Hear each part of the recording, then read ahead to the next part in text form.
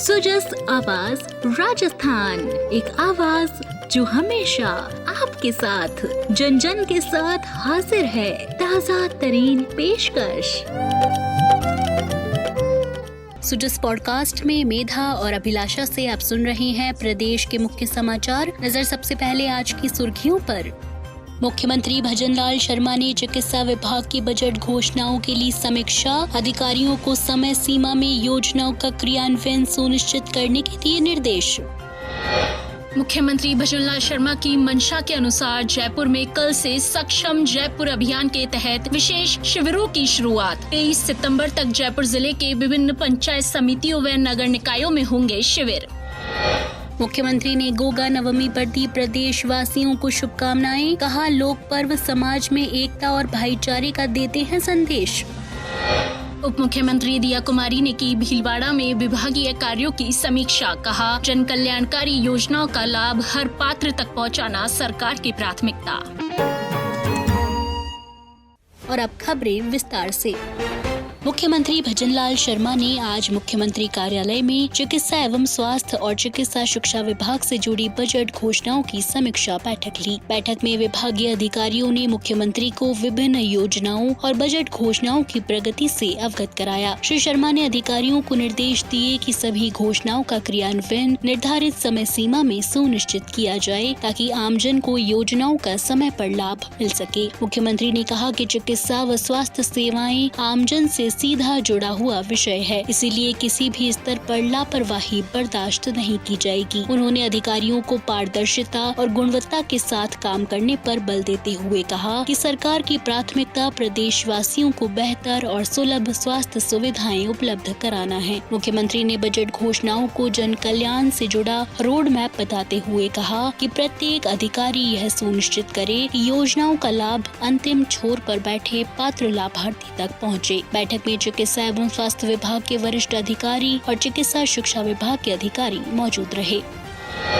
मुख्यमंत्री भजनलाल शर्मा ने गोगा नवमी के पावन अवसर पर प्रदेशवासियों को हार्दिक शुभकामनाएं दी। उन्होंने सोशल मीडिया मंच एक्स पर संदेश साझा करते हुए कहा कि जन जन की आस्था के केंद्र लोक देवता गोगा जी महाराज के जन्मोत्सव पर सभी को शुभकामनाएं। मुख्यमंत्री ने प्रार्थना की कि गोगा जी महाराज की असीम अनुकंपा से प्रदेशवासियों के जीवन में सुख, शांति, समृद्धि और खुशहाली बनी रहे। गोगा जी महाराज को लोक देवता और नागों के देवता के रूप में पूजा जाता है। राजस्थान सहित उत्तर भारत के कई हिस्सों में गोगा नवमी का पर्व आस्था और श्रद्धा के साथ मनाया जाता है। इस अवसर पर मंदिरों और ग्रामीण अंचलों में विशेष पूजा अर्चना और मेलों का आयोजन किया जाता है। मुख्यमंत्री ने कहा कि ऐसे पर्व हमारी संस्कृति और लोक आस्था के प्रतीक है, जो समाज में एकता और भाईचारे का संदेश देते हैं। मुख्यमंत्री भजनलाल शर्मा की मंशा के अनुसार जिला प्रशासन द्वारा संचालित सक्षम जयपुर अभियान विशेष योग्यजनों और वृद्धजनों के लिए संबल का आधार बन रहा है। इस अभियान के तहत 18 अगस्त से विशेष शिविरों का आयोजन किया जाएगा। राज्य सरकार की बजट घोषणा, भारत सरकार की राष्ट्रीय वयोश्री योजना और ADIP योजना के अंतर्गत आयोजित होने वाले इन शिविरों में जिले के विशेष योग्यजनों और BPL श्रेणी वरिष्ठ नागरिकों को कृत्रिम अंग और सहायक उपकरण उपलब्ध कराए जाएंगे। जिला कलेक्टर डॉक्टर जितेंद्र कुमार सोनी ने निर्देश दिए कि हर पात्र व्यक्ति तक राहत पहुंचे। उन्होंने अपील की कि पात्रजन शिविरों में उपस्थित होकर लाभ उठाएं। शिविरों की मॉनिटरिंग के लिए प्रशासनिक अधिकारियों को जिम्मेदारी सौंपी गई है। शिविरों में पात्र लाभार्थियों को tricycle, wheel chair, caliper, walking stick, बैसाखी, वॉकर, श्रवण यंत्र, कृत्रिम डेंचर और चश्मे आदि उपकरण प्रदान किए जाएंगे। एलिमको और चिकित्सा विभाग लाभार्थियों की जांच कर चिन्हीकरण करेंगे। शिविरों का आयोजन 18 अगस्त से 23 सितंबर तक जिले के विभिन्न पंचायत समितियों और नगर निकाय परिसरों में किया जाएगा। उप मुख्यमंत्री दिया कुमारी आज भीलवाड़ा जिले के एक दिवसीय दौरे पर रही। उन्होंने गुलाबपुरा उपखंड कार्यालय में आयोजित समीक्षा बैठक में सार्वजनिक निर्माण विभाग, पर्यटन विभाग और महिला एवं बाल विकास विभाग की योजनाओं और विकास कार्यों की प्रगति की विस्तृत समीक्षा की। उप मुख्यमंत्री ने अधिकारियों को निर्देश दिए कि जन कल्याणकारी योजनाओं का लाभ प्रत्येक पात्र तक समयबद्ध रूप से पहुँचे। उन्होंने कहा कि सड़क निर्माण और मरम्मत कार्य गुणवत्तापूर्ण और तय समय सीमा में पूरे हो। पर्यटन से जुड़े विकास कार्यों में तेजी आए और महिला एवं बाल विकास विभाग की योजनाओं को जमीनी स्तर पर प्रभावी रूप से लागू किया जाए। उन्होंने स्पष्ट निर्देश दिए कि समय पर और गुणवत्ता के साथ कार्य पूरा नहीं करने वाली एजेंसियों और ठेकेदारों को ब्लैक लिस्ट किया जाए। साथ ही अधिकारियों को फील्ड में जाकर कार्यों की मॉनिटरिंग करने के निर्देश दिए। उन्होंने PWD द्वारा किए गए नवाचार की सराहना की, जिसमें पॉलिटेक्निक कॉलेज के विद्यार्थियों को प्रशिक्षित कर जिले की 51 सड़कों की गुणवत्ता जांच करवाई गई। इस जांच में 45 सड़कें उत्तम और 6 मध्यम गुणवत्ता वाली पाई गई। उन्होंने कहा कि जिले से जुड़ी बजट घोषणाओं को समयबद्ध रूप से लागू किया जाए और कॉरपोरेट और कंपनियों को अपनी CSR राशि जनहित कार्यों में लगाने के लिए प्रेरित किया जाए। उप मुख्यमंत्री ने आंगनबाड़ियों की स्थिति सुधारने के निर्देश दिए और भामाशाहों से उनके जीर्णोद्धार में सहयोग करने का भी आह्वान किया। पर्यटन विकास की समीक्षा करते हुए उन्होंने कहा कि राज्य और केंद्र सरकार मिलकर जिले के प्रमुख धार्मिक और ऐतिहासिक स्थलों का संरक्षण और विकास कर रही है। आसीन के देवनारायण मंदिर सहित 20 धार्मिक स्थलों के विकास के लिए प्रसाद योजना के अंतर्गत स्वीकृत 48 करोड़ रुपए से कार्य शीघ्र प्रारंभ करने के निर्देश दिए। उन्होंने अधिकारियों से कहा कि शिलान्यास और उद्घाटन की सूचनाएं समय पर जनप्रतिनिधियों तक पहुंचे और आमजन से सीधे संवाद कर उनकी समस्याओं का शीघ्र निस्तारण सुनिश्चित किया जाए।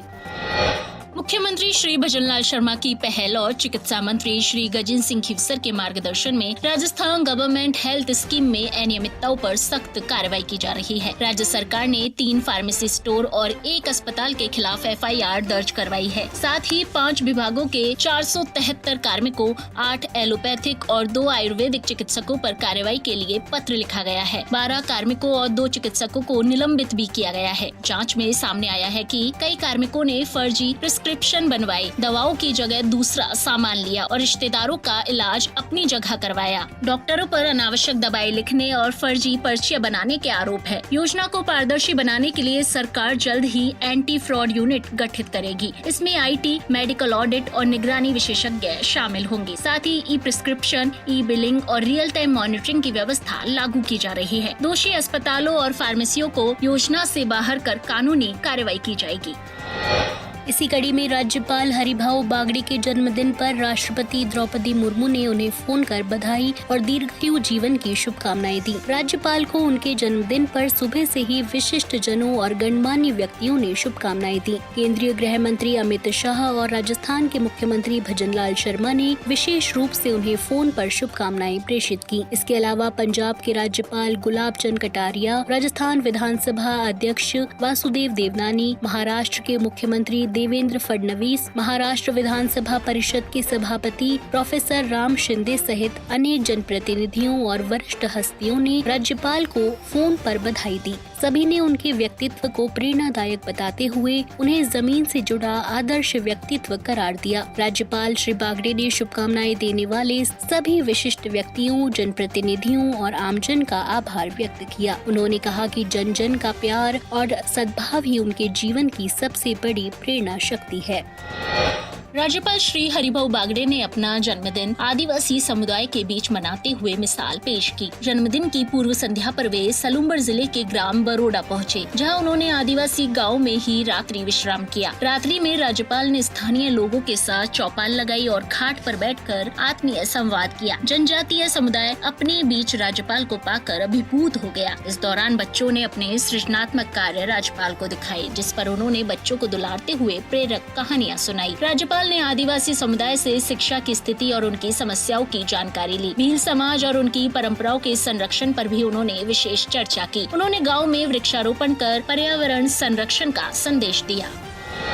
और चलते चलते बात मौसम की। प्रदेश के अंदर 2 सप्ताह के बाद एक बार फिर बारिश का दौर शुरू हुआ है, लेकिन इसकी रफ्तार धीमी है। मौसम विभाग के अनुमान के अनुसार आगामी 4-5 दिनों में प्रदेश के अंदर तेज बारिश का दौर शुरू हो सकता है। वहीं मौसम विज्ञान केंद्र जयपुर के अनुसार राजस्थान के अंदर बारिश को लेकर तत्कालिक अलर्ट जारी किया गया है। मौसम विभाग के मुताबिक चित्तौड़गढ़ जिले में 3 घंटे के अंदर बारिश के साथ ही आकाशीय बिजली गिरने की संभावना है। ऐसे में लोगों से सावधानी बरतने की अपील की गई है। तो आज के सुजस पॉडकास्ट में इतना ही। मेधा और अभिलाषा को दीजिए इजाजत। कल फिर होगी आपसे मुलाकात। तब तक बने रहिए सुजस आवाज राजस्थान के साथ। नमस्कार।